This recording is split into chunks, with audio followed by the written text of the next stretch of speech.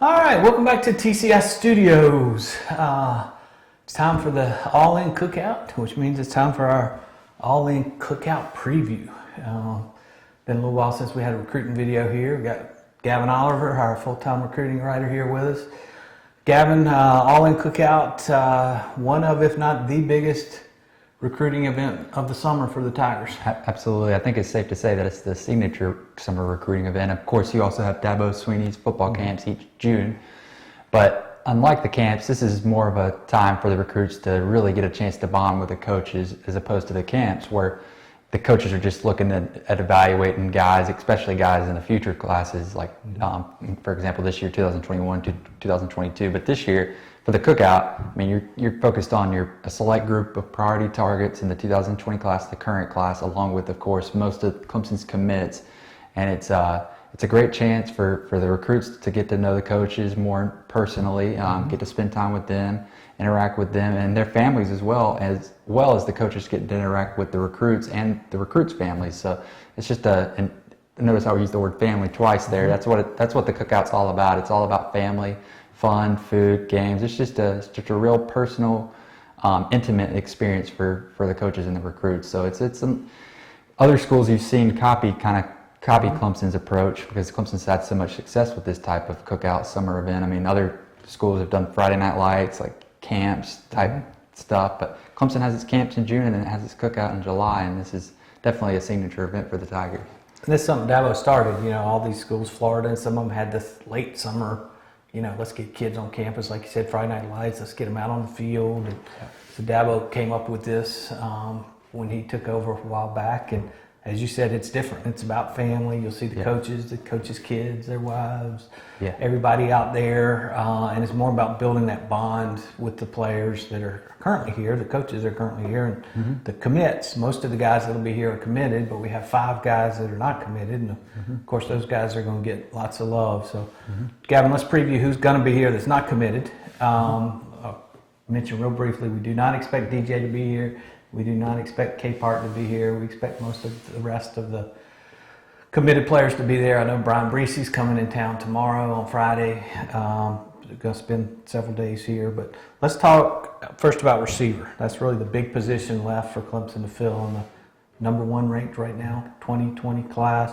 We've got 2 guys coming into town. Let's talk about those 2. Yep, the 2 guys you mentioned, E.J. Williams, 4-star wide receiver from Phoenix City, Alabama, Citro High School.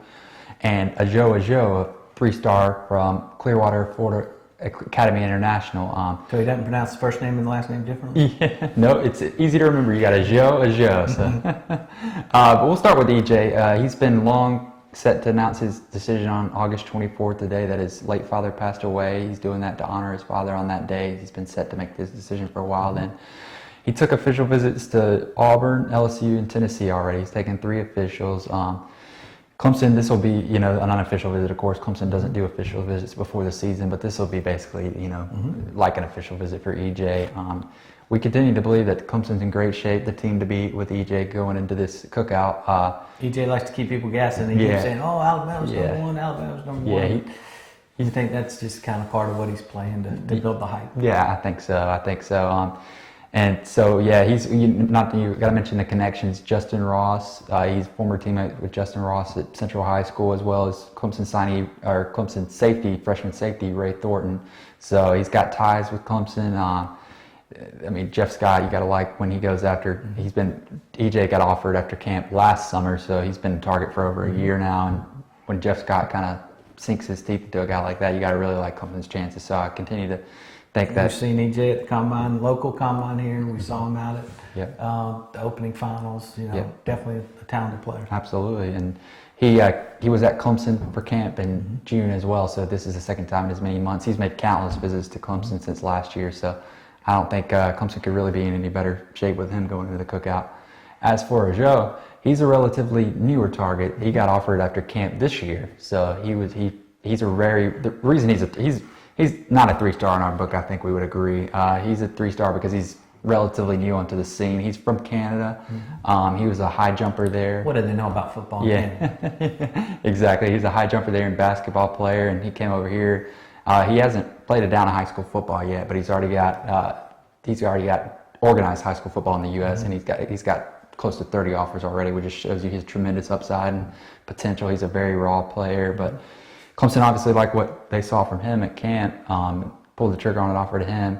He took an official visit to Nebraska in June, and this is the only visit he has set right now, is the one to Clemson for the Cookout. So this will be a big chance for Clemson to make another impression on him, and I think we would agree that Clemson, we're going to be on commit watch with Ajo going into this visit, because the limited space in Clemson's class has kind of maybe made Ajo want to kind of hurry up his decision timeline a little bit. He was initially expected to maybe drag it out a little bit, but he took that official visit to Nebraska. Now he's coming to Clemson. We think there's a good chance that Clemson could make a great impression on him. And we think Nebraska's the biggest competitor, but right now we think Clemson's probably going to be the pick. And it sounds like from what you're saying, our forecast is by the time we get to the end of August, yeah, Clemson's receiver class may be filled. Yeah, I think that's safe to say. I think we would say our forecast is sunny for both of those guys going to the Cookout.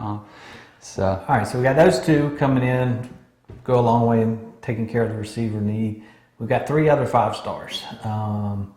Let's talk, I guess, first about, one of the guys I feel may be the longest shot, Arik Gilbert. Yeah. We've seen him, saw him, though. I mean, he's just a freak of an athlete. Yeah. Could be a receiver.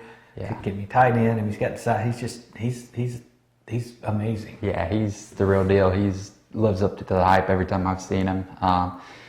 Yeah, he's tremendous. He would give Clemson a weapon like they haven't had at tight end position in quite a while. Imagine DJ throwing to Gilbert. That would be quite a tandem. And DJ's doing his best to stay in Gilbert's ear about the Tigers right now. But yeah, Gilbert, this will be his first visit to Clemson since late January when he was at the Elite Junior Day. So this is a big deal getting him back on campus. Georgia's continues to be believed as a heavy Georgia lean, and we don't see that any different right now. But this is a chance for Clemson to make a move and maybe set themselves up to get an official visit from Gilbert down the road. Yeah, you try to make a good enough impression this weekend to get one of the official visits. You still feel like Georgia's the team to beat. You wish DJ had been here this weekend. Yeah. Work that one-on-one bond. DJ wasn't at the opening finals either to work that out there. But so we kind of, again, we feel like right now he's a long shot, but every time you get him on campus, you increase his chances. This is one of those where it's going to be a battle till pretty much the very end. So it's just about staying alive in the race. Make a good enough impression on him to set yourself up to make another bigger impression down the road with an official visit. All right, let's move on to another 5-star. This one coming all the way from California, and let's talk about Justin Flowe. Yeah, Justin Flowe. He's up in California, linebacker, 5-star. He'll be back on campus for the first time. This was really, essentially his first real visit, because the last time he was on campus was in March. It was just a brief visit when he was in the area with his 7-on-7 team. So that didn't really count. This will be his first time he's actually got to meet Coach Sweeney, as well as most of the other coaches, his family. This is the first time they'll get to see and experience the campus and meet the coaches. So this is technically his second visit, but essentially his first real visit. So it's a big deal. The family part's big. You mentioned that. I think the fact that the family's going to be here, and for your kid to go that far away from home, mom and dad have to feel very comfortable. Absolutely. I was just about to say, with going that far away, you definitely want your family to know he's in good hands, and I think this will be. Now he's got a relative in North Carolina, grandmother. Yeah, grandmother in North Carolina that some think could be a big voice in his decision. So that's something that's kind of beneficial for Clemson, having a family member close, which would help the long distance travel. But the appeal of playing for a Southeastern program like Clemson, Alabama and Georgia are also heavily in the mix, and that's something that USC, not South Carolina, but Southern Cal. The real USC. Yeah. They're also in the mix. That's the close to home option, but he's also definitely taken a strong, hard look at Clemson and these other big time major programs. I feel like based on what we heard at the opening finals, talking to a lot of the Clemson guys, that Clemson's in pretty good shape right now. This will be a big weekend. Yeah, I think so. I think it's Clemson. I don't see anybody being in really better shape than Clemson right now going into this, and Clemson does what we think they could this weekend and really kind of cement that status as maybe the favorite right now. There's a long way to go. There's a long way to go, just like Gilbert, but Clemson got a chance to maybe pad the lead a little bit, in other words. So All right. That. All right, there's going to be one more 5-star coming to campus. It's a guy we talked about. We did a special recruiting video for you guys a little bit ago. Jordan Birch, talk of the South Carolina, all the South Carolina folks wanting every nugget on him, all the Clemson folks wanting every nugget on him. Yeah. We told you about a month ago that he was going to come to the Cookout. We actually put that out there based on some information we'd heard. And now, obviously, that's been confirmed by a bunch of other folks as well.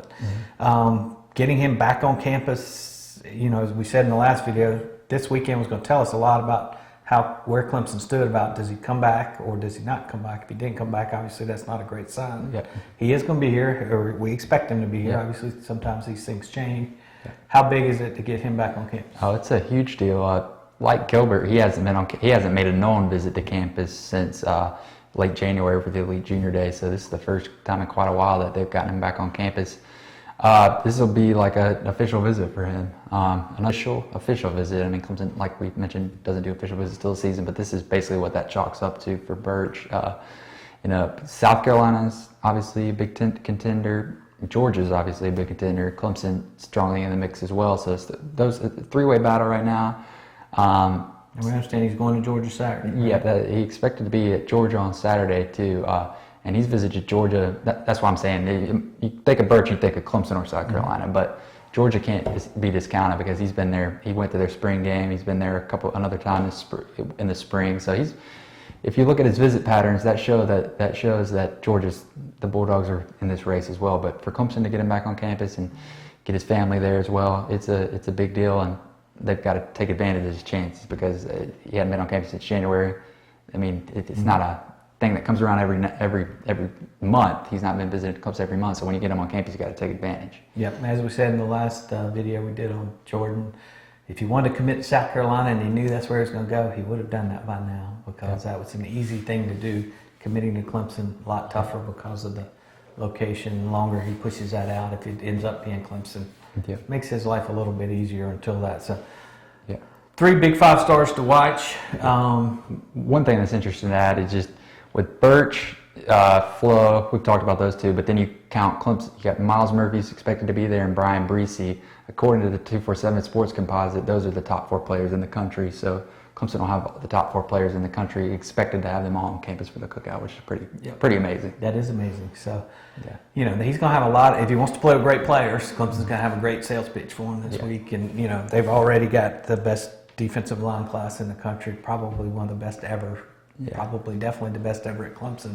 Add Jordan in that mix, it's wow time. But we'll let Dabo and the coaches do what they do best and see how things turn out this weekend. We'll have a lot of coverage for you all weekend long, tracking how things are going during the Cookout. And we'll of course try to catch up with all the guys after they leave campus and have a bunch of stuff headed your way this weekend on the Clemson Insider. So stay tuned to TCI for the most complete coverage of Clemson recruiting and Clemson athletics.